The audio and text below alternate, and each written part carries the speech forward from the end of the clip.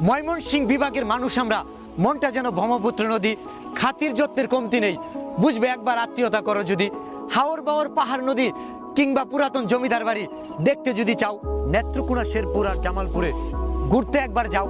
শিক্ষা দীক্ষায়, শিল্প সাহিত্যে ময়মনসিংহ বিভাগ সেরা। মধ্য অঞ্চলের ভূখণ্ডটি চিরসবুজে ঘেরা।